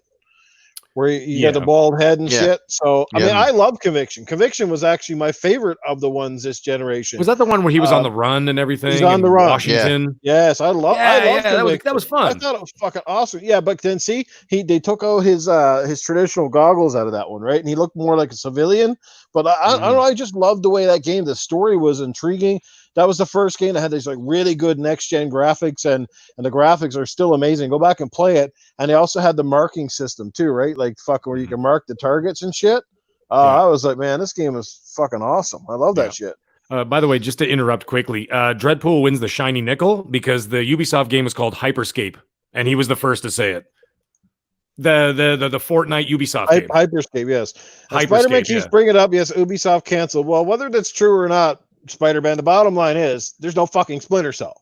So it's canceled, or it's fucking still in development, or the fucking Russians bought it out and they're planning on bringing it back through TikTok. I don't fucking know what the hell they're doing. But bottom line is there's 6 Assassin's Creeds and 0 fucking Splinter Cells. So why is it Sam Fisher gets a fucking kick in the balls and what? But what? Maybe what? Is he because he's a fucking character that's too similar to other characters, for the lack of a better term, and shoot me if I'm wrong. What? Because he's a fucking white dude in the game? I don't fucking know. Like, is that why people hate him now? Because the way the society's gone now, like, fuck, I don't know. The characters now, it's all fucking up in the air anymore. So I don't freaking know. I mean, think about it. We've also had actually more Assassin's Creeds than that. Because remember, we had Rogue remastered. We had 3 remastered. I think we've actually had like 8 or 9 Assassin's Creed this gen. And actually, there was those little mini 2D. Remember those 2D ones? They were actually pretty good. I played them all. There was India, Russia, and China, and they were a lot of fun. And that was big on stealth. That's where you definitely had to play stealth, or you'd get your butt whooped. I really enjoyed those games. I played all 3 of them. I'm like, oh, this is fucking dope, man. They were really good. But I don't know. Spider-Man says nobody bought them. I mean, obviously, sales are the tail of the tape, and if the franchise gets it, we know how this works. We're not stupid, but I think Splinter Cell brought back with the right marketing and the right push. I mean, people are yearning for Splinter Cell now because it's been so fucking long. We didn't have one this gen, so it'd be amazing to see what a Splinter Cell would look like coming out now, built from the ground up for Xbox Series X, PlayStation 5. I'd be all for it. I'd be buying it day one. But anyway, I don't want to beat this drum to death. So overall, if you're giving a score to the Ubisoft show, and I'll start with you, Anime, where would you score that show on a scale of 1 to 10? An 8. Oh, that's a pretty high score. Nice. Middle-aged game guy. I'm giving it a solid 9. Solid 9. Wow, he was impressed. Whoa. No, I was impressed. I love this show. I mean, I didn't expect much, but they sold me on a game I had no interest in buying, which was Watch Dogs Legion. I was like, well, fuck you too now. I'm like, now we have to buy you. Like, how many games you just like the fact that you can play as the grandma. Yeah. 100% grandma the entire time. Listen, I work in a retirement home, okay? So I'm going to live this out. I work in a gated community, so. Titan Drago's giving it 8.7, so he obviously made his dick tingle. Blackbird, however, he was a limp biscuit after that one, going with 4. Spider-Man gives it a 7. I'm going to give it a 6. I thought it was, meh, could have been better. That sort of thing. So yeah, it is what it is. If you like those games, then I think you're in for a real treat. Now here's an interesting article, and I was reading through this. Indie Dev says Switch sales increased after the game went to Xbox Game Pass. I don't know if you guys recall the game Dead Squared, little indie game that came out a couple of years ago. It was on the Xbox first, the PlayStation 4. I think it's on the Switch as well.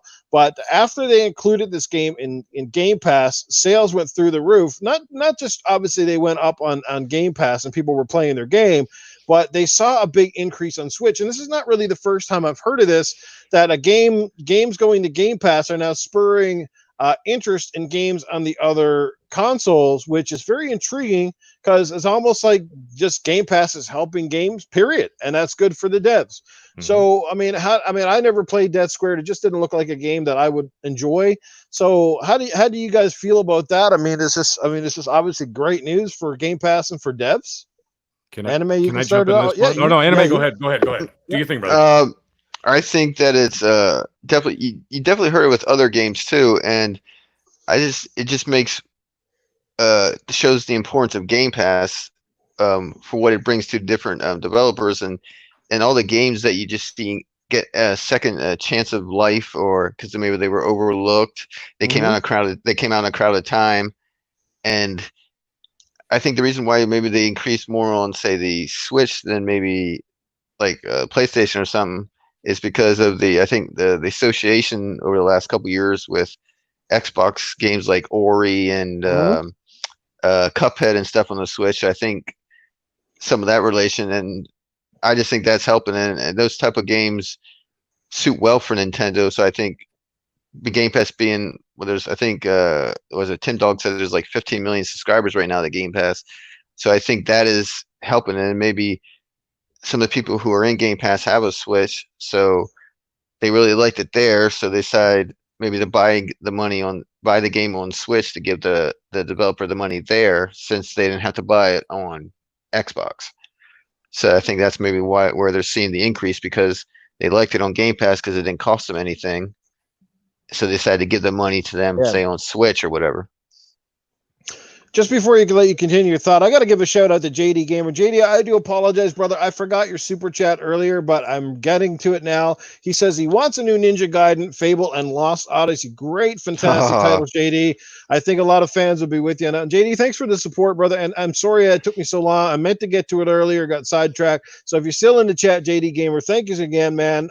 He's been just like killing it lately on people's podcasts with the super chats. And that is right, guys. My channel does accept super chats. So, I never beg or ask for them, but if you feel like dropping a coin here and there, greatly appreciated. Like I said, I'll put them back in the gaming related. One of these days, when I start getting enough super chats and my channel grows a little bit bigger, definitely want to get some amazing giveaways to give back to the community. And that is my plan ultimately. So, let's give another shout out to the chat, because we got some Joe Dunmore is in the house. What is happening, Joe? We got Eternal Shaddai. Eternal Shaddai has been a guest on here before. He's a great dude. Who else did I miss? We got Youngest O2, who was on our guest on the panel a couple weeks back. Blackbird's in the house. Man, great people here. Oh, I think we just got another super chat, and it's from VJ, who drops a $5 super chat. He says, supporting your channel with a box of PJ. Oh, it's VJ, who was on with me the other day with Mr. Boomstick. VJ, you did a great job, man, and thanks for the love and support. Matty Burns dropping a 20 coin up in here. He says, love you, buddy. Love you back, Matty. We got to finish that fucking Dead Space, bro. I promise we'll get to it soon. I promise. We were working on Dead Space 3 together. Yeah, we're doing number 3 because it's got the co-op. We were having a blast, but we haven't been at it for a little while. So, chat is still active. They're going for it. There you go. Drop a coin to the Witcher. Says Saltiest Gaben is in the house, and Double Barrel Gaming, Mr. Boomstick. I knew I heard a click, click, boom in the room. What's happening, Boomstick, brother? Happy you could stop by and check out the show. Oh, Double Barrel Gaming's dropping a $5 in the super chat. Hey, Noof, thanks again for yesterday. Anytime, my brother. You are always welcome. It's always an honor to be on your pod. JD Gamer comes back with another $10. Like, he's like, let's support rain down. Holy shit, I feel like I'm in a strip club right now. My pants are almost full of coin. What is going on? All of a sudden, working that pole there, huh, Noof? Huh? Noof, you're working that pole, huh? I'm telling you. Well, at least the cash is keeping my pants up, because it sure ain't the old ding-a-ling. Well, then my sister says, you got a dicky do. I said, what's that? She said, that's when your stomach sticks out further than your dicky do. I don't know if you guys ever heard that one, but definitely. Anyway, finish your thoughts, anime, on that particular stuff. Well, before I do that, I have to mention that when you were saying about the Lost Odyssey, that game there, if they ever make a sequel to that, I will buy as many copies as I can afford to. I love that game. But in terms of the indie dev, I just think over the next, especially with the downtime now, with everything that's going on, I think, and in the future, I think Game Pass is just going to give these developers, especially on other platforms, more of an eye, because of the way that they're pushing Game Pass and all the games that they have in there. And I just think it's going to keep some of these smaller studios around longer, give them a chance to grow and create better games. So I just it's a nice trickle down effect that Game Pass is doing to keep these developers around. Yeah, it's like they're paying to put their game, or Microsoft is probably paying them to put their games in Game Pass, but it's almost now, because it's transcending. it's like a double whammy because they get an exposure through Game Pass, but then they're obviously getting that advertisement. You know, you see the Game Pass, and you see some of these games right up in the big bright lights on the Xbox screen, and a lot of us are multi-console owners, and sometimes what you do is you might see a game in Game Pass and go, that looks really interesting. Maybe you check it out there, and then you notice there's a sale like for the game, so you pick it up for like $2 or $3. I mean, Nintendo's always got crazy indie game sales, but that's who could use their own Game Pass. Let me tell you, like Nintendo Switch right now could use Game Pass, a game, or even a service like Game Pass big time, because I don't know if you guys are familiar with Switch, but their marketplace on indie titles is getting very, very crowded. It's a Me Too. Like it's worse than the Xbox or the PlayStation. There's enough indie games on Xbox and PlayStation, but on the Switch, it's getting nuts over there, man. Like I can't keep up with it. Every time I turn on their thing, there's like 40 of them. I was like, what the fuck is going on over here? Eternal Should Die dropping $2 in the super chat, and he says, here visiting my Titanfall buddy, new fan panel. All right, any further thoughts before we head it over to Middle-Aged Game Guy? I think that Nintendo should ask Microsoft's help to not just help them with their online network, but create their own little store. I mean, with the way they've gotten cozy lately, I just think they should let them basically put Xbox Live and, you know, their version of it on there, and then they can help them with their own little like Game Pass and like put their Super Nintendo games in there and things like that. Right. I think that would be a huge hit, and especially if Microsoft built it, you know, it would run well, it would work.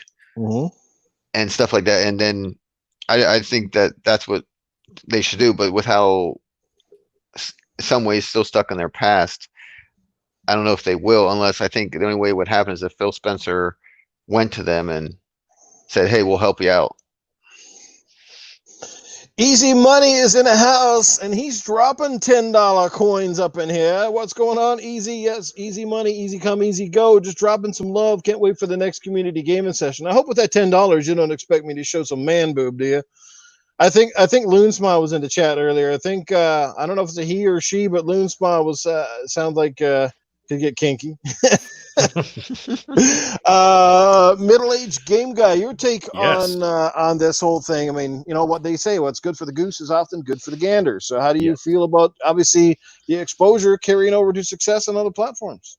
Yes. Now, when I read the article, there was something that I found very interesting. Originally, when it started to sell really well, it was at a 90% discount. This was on the Switch. But, however, they did also say that when it went on Xbox Game Pass, the Switch sales rised. And I'm like, well, what's the correlation? Well, the correlation is this. Switch is sometimes, for a lot of people, a secondary console, right? Or you may not even have an Xbox. And actually, I think they did mention this in the article. It says, you know, there might be Switch owners out there, and they might have a buddy who has an Xbox. And he says, hey, man, I just tried this game on Game Pass. You should check it out. And the guy's like, oh, let me check it out. So all of a sudden, he goes on his Switch. He goes on the marketplace, sees it's there, and purchases it, right? Now, the other cool thing about Game Pass is that Game Pass exposes smaller games. Okay, it puts them on a fairly level playing field with these AAA monsters, because normally these guys get washed away, right? And then they go into like an ID at Xbox subgenre, and unless you're specifically looking, you're never going to find it. However, when it goes on Game Pass, it goes right into the recently added. So now all of a sudden you get like a little tiny game sitting right next to the square that says Red Dead Redemption 2, right? So now these guys are getting exposure. From what I'm hearing, well, they've officially said, 10 million plus subscribers. Now we're looking at, I think it's 15. That's what I'm hearing. Tim Dog. I'm hearing about 14 or 15. Let's say, for argument's sake, it's 15. Okay.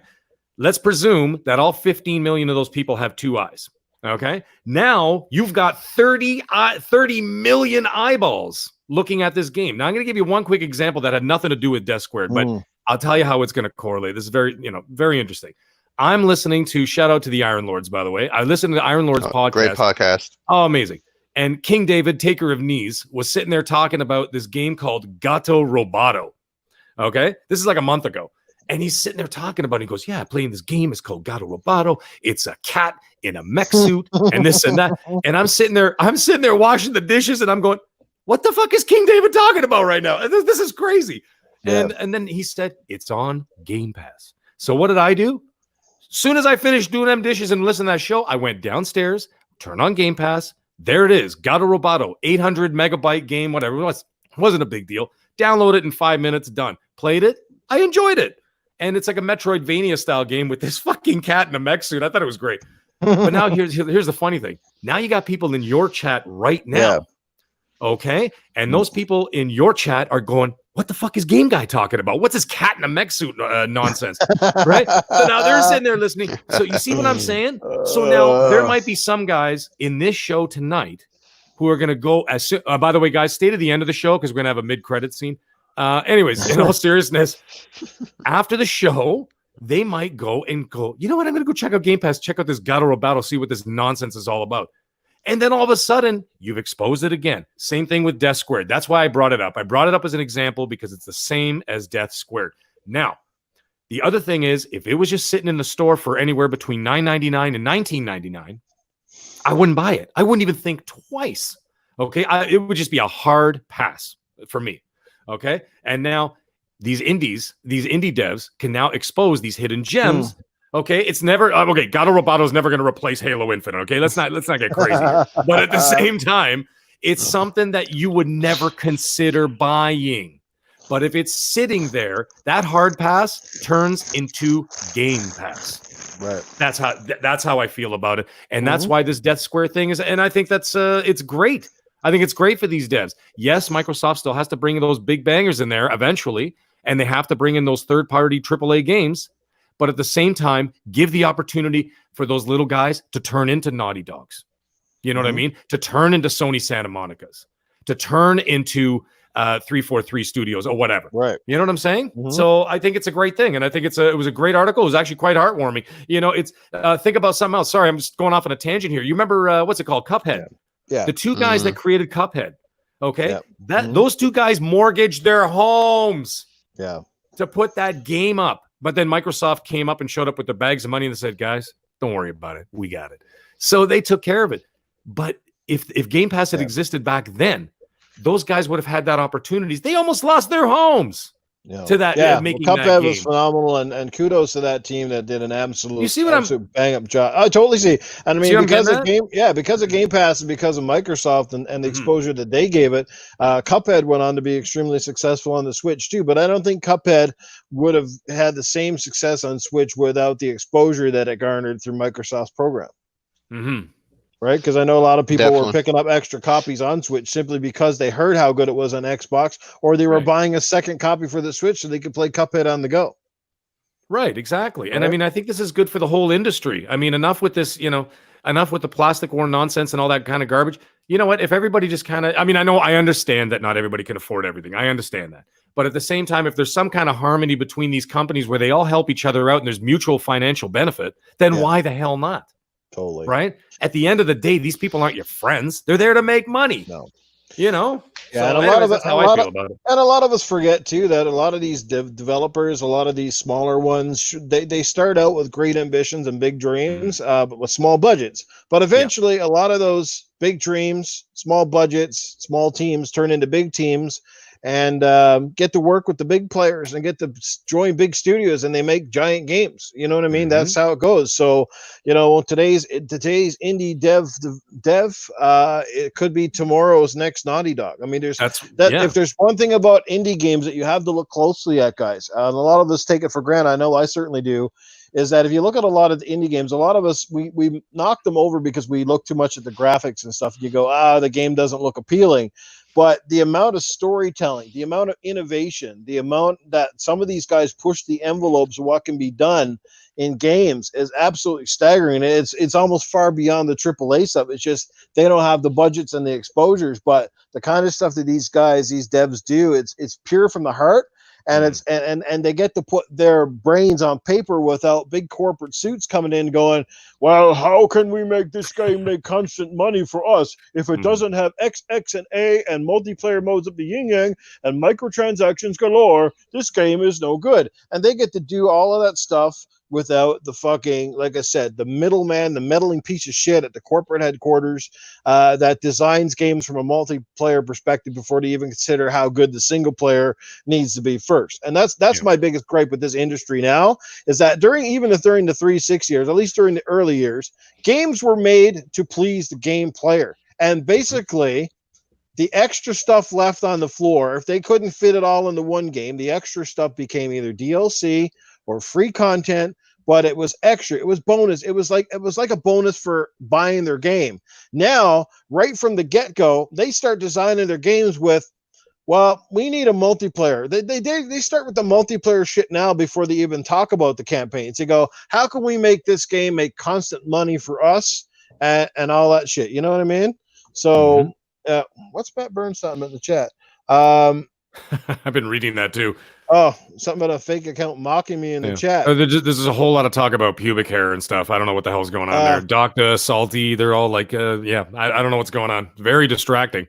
I don't fucking look. You know what? When you start getting any popularity in the YouTube scheme, and everybody will tell you that comes with the territory. You get your share of trolls. You get your fucking people that like to take shots at your screen capture every time you say something, and fucking, you know what I mean? So I don't really care. At the end of the day, you know what? Just point them out to me, and I'll hit the old Wilmy Hood famous block button. There you go. Block gone out of my life. Kaboom. Forgot you. Right? Yeah, that's how I said. So, yeah, nothing wrong with this pube hair thing's really getting long down here. Yeah, I did. Whoa, hey now, hey This pubic hair conversation is getting so long, I can pretty much keep my toes warm at this point. Oh, yeah. All right. Let's move on to another topic here. We see 9:28, so the show's getting down to the end here. Well, Paper Mario RPG that comes out for Switch this week. I forget the exact name of it, but Origami King. Is this on Origami King? Thank you. Is this on anybody's radar at all? I would just like to know, because nobody's really talking about it, which is the weird thing. And it comes out in a couple days. And I know it was a pretty hyped game when Nintendo announced it. So, and I'll start again with you. Sorry, I'm burping up here. Anime, how about yourself, man? Does this game move the needle for you? Are you a fan of the Paper Mario series? Yeah, I'm definitely a fan of the series. I have it. I already have it paid off, and it's supposed to arrive, I believe, Thursday. So I can't wait to play it. And I like the way it looks. And from the video watching the Treehouse, I think it's gonna be a fun. I think it's gonna be a fun game. And it's also nice just to have another game, first party game from Nintendo, because it's been a while. So yeah, I definitely can't wait to play it, and hopefully I can spend at least 30-40 hours into it. The humor looks pretty good, because some of the jokes are, definitely for the older crowd more than the younger crowd. So I think it's something that you might like a little bit from the jokes that I saw. Right. So I gotta confess, I've never played a Paper Mario game. They look kind of neat, but just never been sort of on my radar. It's a game where if you just went through it, you probably could beat it actually in like 20 hours or so. But they're nice little games, and they used to have like more RPG elements earlier, but they've kind of got away from that. But overall, though, I just think the game looks good, and just can't wait to give Nintendo more of my money. Well, I should say they already had the money, but just can't wait to play the game. This will make you guys laugh in the chat. I've always said, if you shaved your pubic hair region, it'll make your dick look bigger. Well, unfortunately, I've cut myself a lot of times. There you go. That is the Gaming After Dark. Look right there. Oh, yeah. All right. That's right, guys. I'm here all week. You can book me anytime. Yeah. So, yeah. The doctor. The doctor's in the house. He came just on time. The doctor's in the house. I'm talking about cuts. There you go. How about yourself? Is there any reviews out on this game? Because maybe I just wasn't paying attention, but I didn't see any. I didn't see anything. I think it comes out on the 17th, if I'm not mistaken. That's correct. I think the reviews come out tomorrow. Yeah. I'm always skeptical when reviews come out late, because they seem like 9 chances at a time when a review drops either like just before the game comes out or they drop after, then it usually means the game's not scoring that well. Not in all cases, because Ghost of Tsushima seems like it's scoring pretty well. But if you look at like something like, remember like how early the reviews were out on fucking God of War in 2018? Like, holy shit, they were out a couple weeks before the game. I was like, God damn, these guys are confident. They're like, yeah, go score it, man. This shit's fucking off the wall. Well, they knew they had a 12-inch schlong in their pants for that game. So they could have done the review. They could have done the review during the early stages of development and be like, fuck it, review it now. They knew they had a winner. So, and they were that confident. But at the same time, Nintendo, even though it's not really my bag, they do release good games, though. I mean, they're well-made games. So who knows? Who knows what's going on? I mean, look at Animal Crossing. That game has sold, what, 17, 18 million copies or something? I can spell Animal Crossing for you guys right now. Yeah. Oh my God, I bought it and I was like, what the fuck was I thinking? I was like, my God, why do people like this game? It's boring as fuck. I'm not even kidding. I get it. I suppose I can understand what some people like it, I suppose, because it's simple and easy to get into, but my God, it's like, I already work a job. I don't need to come home and work a job in a game. Like, come on. Yeah. Like, it's like simulator. if you don't like the Harvest Moon games and stuff where you're doing a lot of growing the crops and things like that, it's definitely a game that you definitely should not get. But if you like those games, you'll like it. But otherwise, you wouldn't. You shouldn't waste your money buying it. Somebody needs to make a hooker game for me called Big Pimpin'. That'd be fun. Getting all the ladies. Building your empire. Like a Leisure Suit Larry. Oh God. They released one. Yeah, well, they released one for the Switch and the PS4. Come on. No, it's seriously. It's out for the. Yeah, it's it's something wet, super wet, or I don't know, something like that. Well, Shit, I gotta look this up now. Yeah. As soon as this podcast is done, I'm gonna look it up right now. Right after. Never mind, Gato Roboto. It's a European release. It was, I think, 39. Like basically $40 on Switch, right? Because I have it on the Switch and the PS4. Mm-hmm. Nice. Wow. We're gonna check it out. All right. Well, yeah. There's not too much to say. Like I said, I think it's going to be a pretty good game regardless. If you're a fan of Paper Mario, it's Nintendo. They rarely make a dud, so I think it's safe to say they're probably going to have another hit that'll do pretty well. That sort of thing. So yeah, we'll just see how that all works out. So we're going to get down to Primal Eve's question of the week, and then we're going to let everybody get out of here. Primal's got a great question. I love this one. And this one is very, very pertinent to a lot of game players out there, and I think a lot of people in the chat have definitely heard this at least once in their life. Some probably still get this all the time. I heard it in the past from my ex-girlfriend. So Primal Eve's question of the night is this. If your significant other told you to stop gaming, would you? Great question, and I think a lot of people can relate. I'll answer last, but I'll let my guests go first, and I'll leave it up to you guys which guy wants to jump in on this one. Go ahead, bud. All right, man. First of all, that's not an option, okay? Because those games and that gaming was there before you, okay? Yes. So that's not going to change. And on a more personal note, not only do I play games for enjoyment, but I also do it for other reasons too. I have I have some anxiety issues and stuff like that, and I actually find that on top of exercise, I love exercising, and exercise is great for anxiety, that kind of stuff. But so is gaming. And you try to take away any of that thing from you try to take any of that away from me. That's it. Incredible Hulk's coming out. So it's not going to happen. Now, the good thing is, luckily for me, I'm going to say an absolute no. There is no negotiation here, right? Now, however, that being said, funny enough, I married a woman who is a gamer. And we actually game share with each other because we have separate. We pay separately for our games, even though we live in the same house. And then we game share together. We play co-op together. We play Call of Duty together. We play Far Cry 5 together. We play every co-op game you could possibly imagine together all the time. She's upstairs on her headphones. I'm in the basement on my headphones, and it's fantastic. And so. You got to find someone that you're compatible with. You can't. Opposites attract is the biggest load of bullshit I've ever heard in my entire life.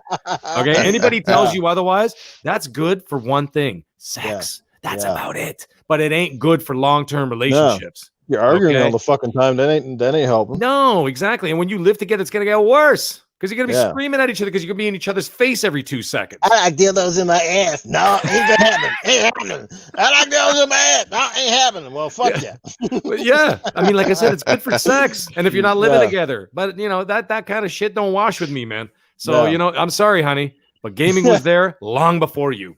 Anyways, off to you, Anime. Well, great answer. And before we get to Anime, let's catch up with the chat because I want to hear some of their opinions. And we got a super chat from Emmanuel A1 who says he drops $3 and he says, "Thanks for the show, Noof. You always entertain." Well, appreciate it, brother. I try my best. Some shows they flow real well. Sometimes, they can be a little rough, but and having no Primal. I mean, we all miss her when she's not here. God knows. I tell Primal that all the time. I'm like, people show up for you, Primal. Like, they want you here. So hopefully at some fucking point in time, I can get her here consistently. I don't know what I got to do, but I got to figure out how to chain this girl on for some podcasts here. But we got, let's go with the pass for me, says Salty. Juno says hell no. Salty says no. Loon Smile says no. The doc says oh. I don't know what that means. Timothy Dixon says nope. Easy answer, which is no. Juno's got his girl into it. Pure Flack Monkey says my wife would never do it. Juno's is a stress relief.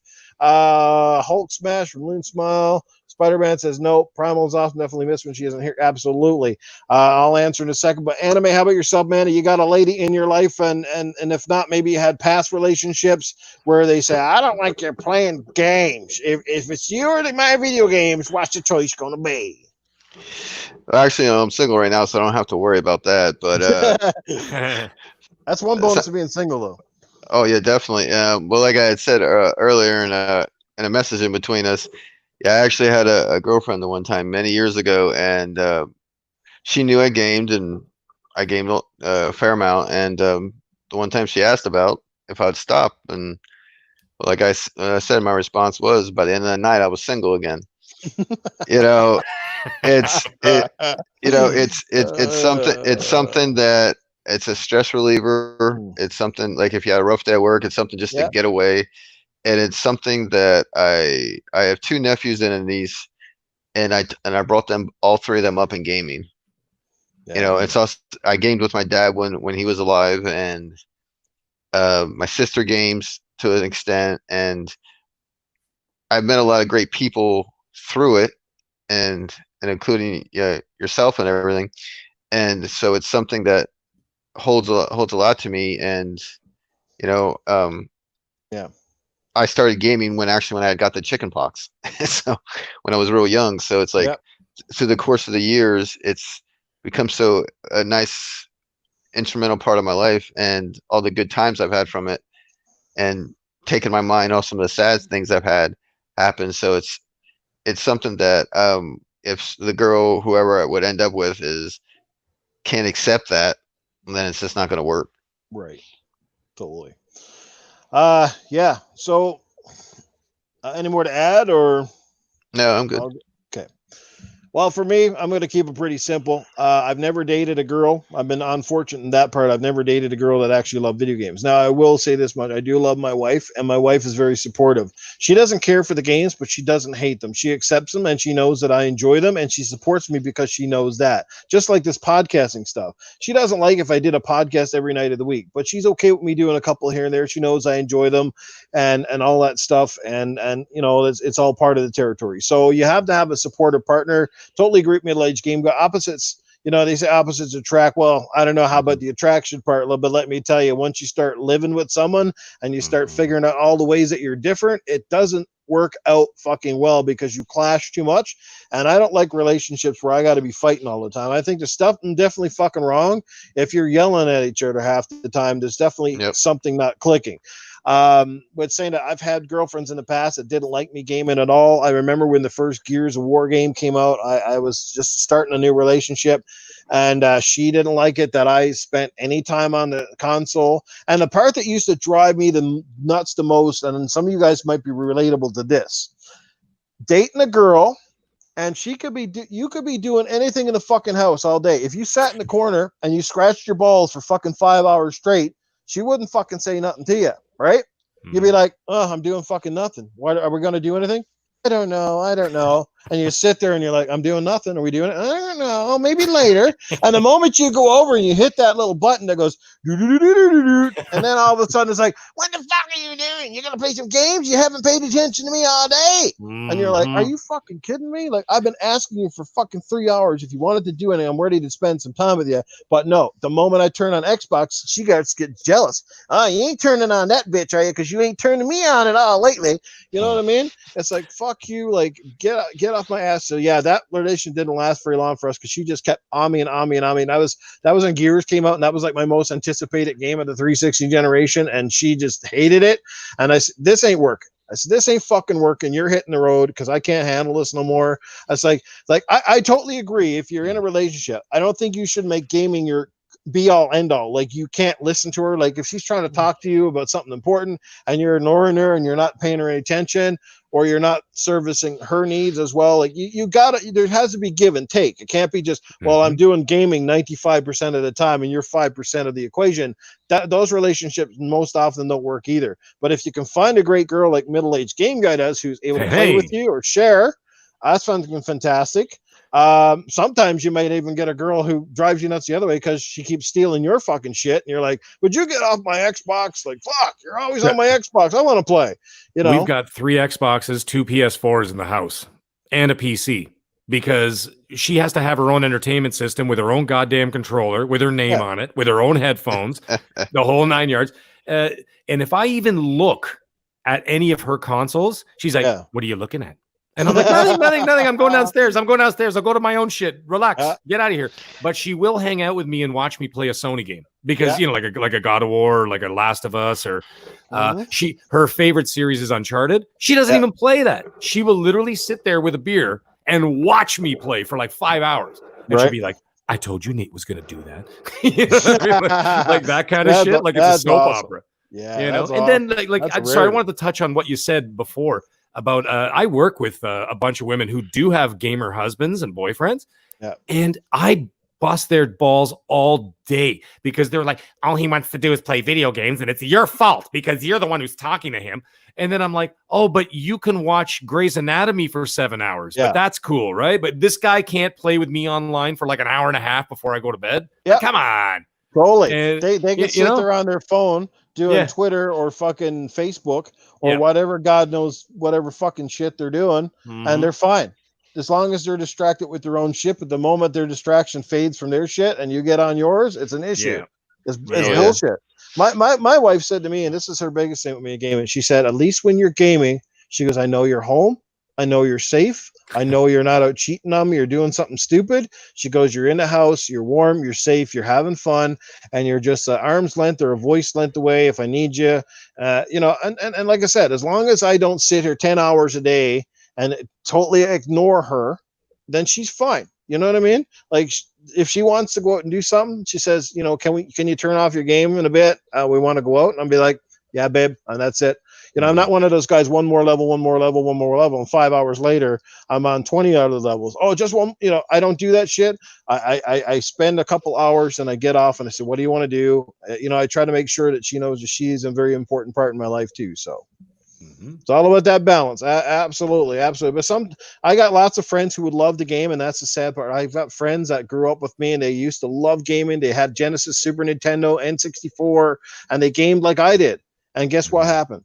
They started dating, they got married, and they're not allowed. You can see that there's fucking fear in their eyeballs when you say, oh, you should get a fucking Xbox and play a game with me. And you're just like, you can almost hear it, like the little voice inside them going, I want to, but the wife will fucking beat me. You just got to do it. Can you imagine being so shallow of a human being that if I met somebody and they're like, oh, I really like to ride horses, and I walk in there and they're like, no, fuck that, you're not doing that anymore. Like, how can you do that to someone?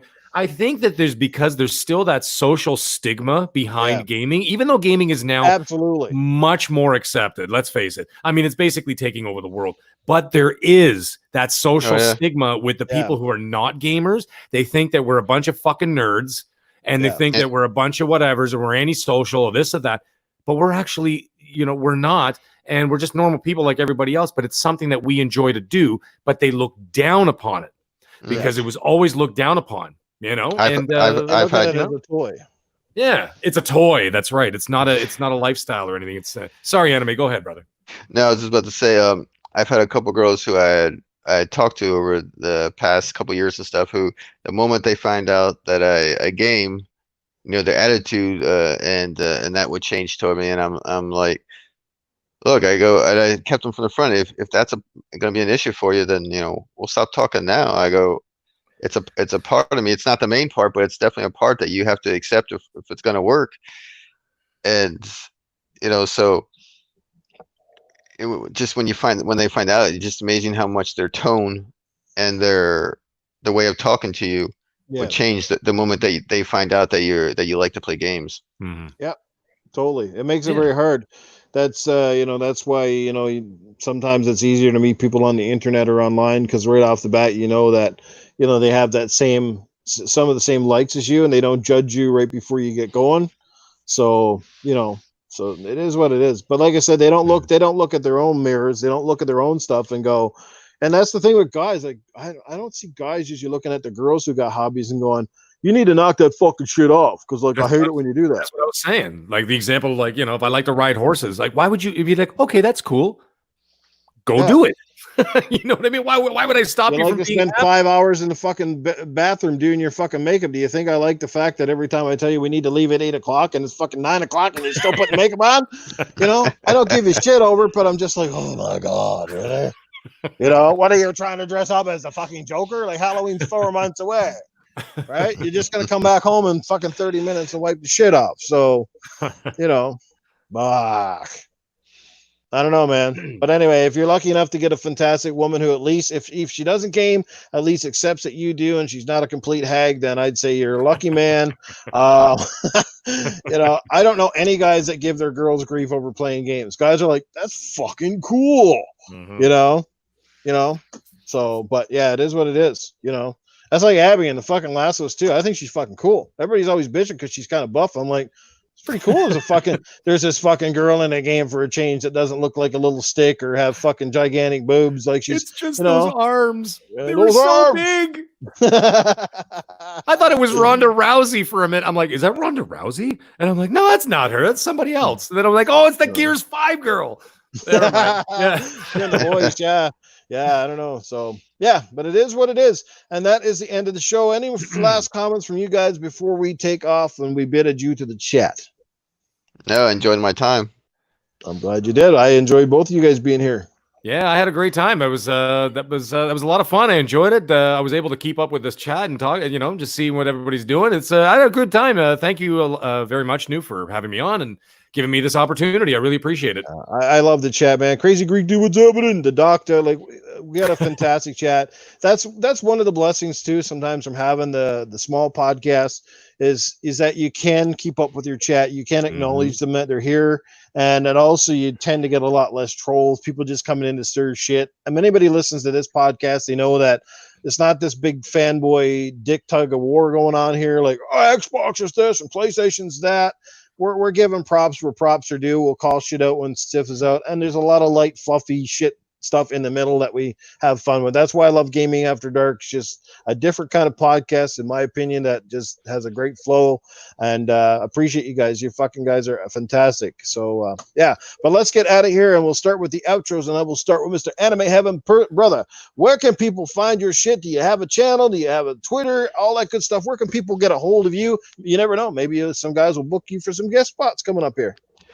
Well, Anime Heaven X23 on YouTube. I have a small channel, and then Anime Heaven X23 on Twitter. And yeah, this is my second podcast, because I was on Wilmy Hood's podcast about a couple weeks ago. Right. And was that your first podcast then? Yeah. I thought so. Yeah, I caught you on that one. I was like, oh, cool, Anime's on there. That's fantastic. Good stuff, man. Well, definitely, hopefully people will give you a follow on Twitter, social media. Go check out your channel, all that good stuff. And let's get over to the man who made his podcast debut tonight. And it's always fun doing your first podcast. There's always something special about it. You never forget. I will never forget my first appearance. I'm sure MiddleAge Game Guy will never forget his. And I have a good feeling he's going to be doing many more in the weeks ahead. So, MiddleAge Game Guy, or Dead Meat, as I like to call you, over on Xbox, brother, where can people get a load of your shit and all that stuff? I just want to answer one quick person in the chat. Matt Burns. Yes, you can follow me on Twitter. I'm at the MiddleAge Game Guy, and you can see in brackets. You can also find me on Xbox as Dead Meat 1, all capital letters, DEDMEAT 1. Now there's a lot of middle-aged game guys on Twitter, but I'm the guy who's got the tattoos. It's pretty hard to miss. So, anyways, I had a blast. You could find me in those two places for now.